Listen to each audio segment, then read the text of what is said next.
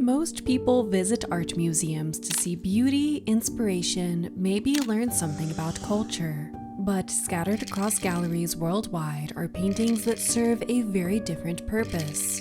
They're windows into realms we're not supposed to see. Today, we're exploring 3 works that prove some artists weren't content to paint the world as it is. Instead, they painted the world as it ends.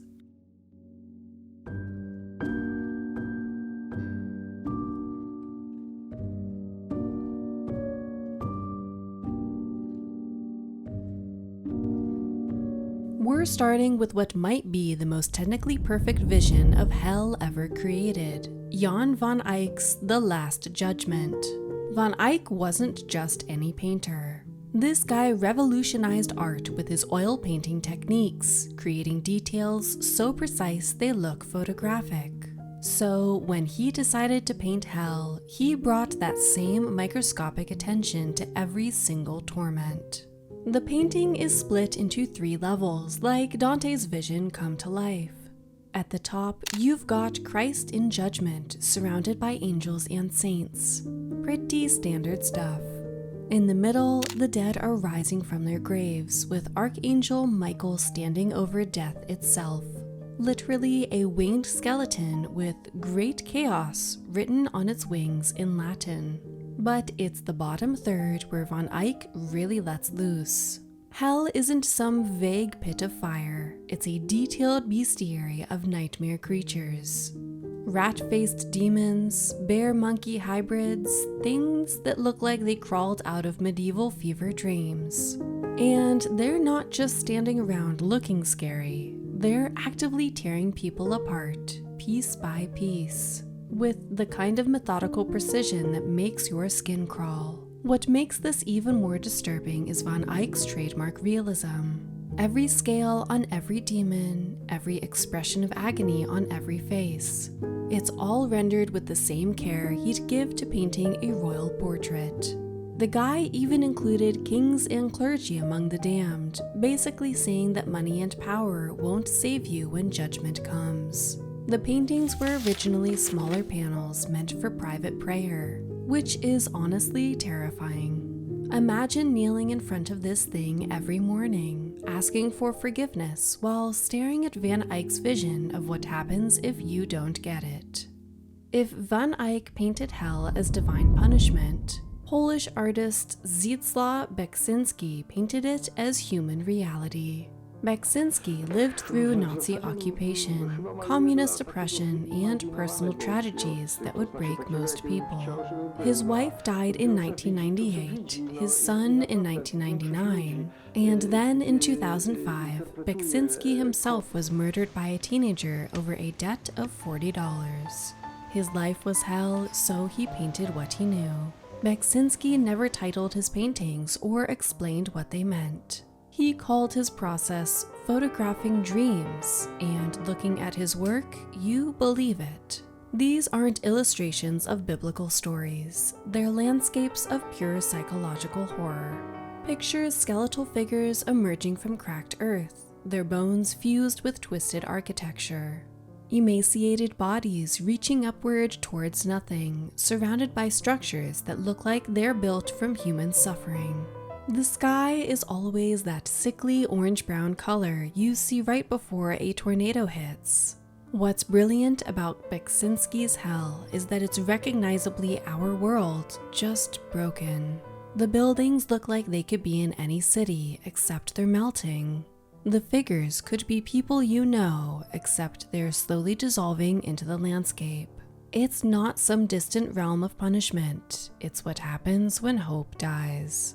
Unlike Van Eyck's organized theological hell, Beksiński's is chaos. There's no justice here, no cosmic order, just endless decay and the stubborn refusal of consciousness to disappear completely. His figures don't scream, they endure, which is somehow worse. The most unsettling thing about Beksiński's work is how beautiful it is. Despite the subject matter, there's something almost serene about these hellscapes. Like he found peace in accepting that this is what existence really looks like when you strip away all the comfortable lies. But both von Eyck and Beksiński were working with human limitations. Our final artist? He created something that transcends any single interpretation of hell. Bosch's right panel from The Garden of Earthly Delights is so packed with impossible horrors that scholars are still discovering new nightmares hidden in the details. Over 500 years later, this isn't organized suffering like von Eyck's Judgment Day. This isn't personal anguish like Beksiński's Decay. This is pure, concentrated imagination given form. And it's absolutely bonkers. The centerpiece is something called the Tree Man, a hollow figure whose body is a broken eggshell supported by rotting tree trunks for legs. His torso is filled with naked people sitting in what looks like a tavern, while demons parade around a set of bagpipes on his head. Scholars think the face might be Bosch's self-portrait, which would mean he literally put himself at the center of his own vision of hell. Around him, the landscape is pure chaos. A giant bird creature sits on a toilet, eating people and excreting them into a transparent chamber pot below. Musical instruments torture human bodies. People are stretched across harp strings, stuffed inside drums, crucified on guitar necks. A pig dressed as a nun tries to seduce a man into signing legal documents. But here's what makes Bosch's hell uniquely terrifying. It's not just punishment, it's transformation. People aren't just being tortured, they're being turned into objects, absorbed into the landscape, becoming part of the machinery of suffering itself. The painting is so detailed that art historians are still finding hidden meanings. Some think it's a warning against earthly pleasures. Others believe it shows what the world would look like if Adam and Eve had never fallen. The truth is, Bosch created something so complex that it means whatever your worst fears tell you it means. Unlike the other paintings, this hell feels alive.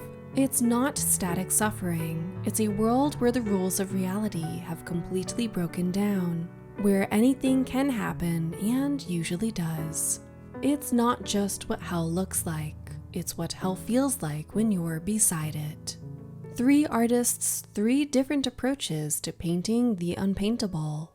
Von Eyck gave us hell as divine justice. Beksiński showed us hell as human reality.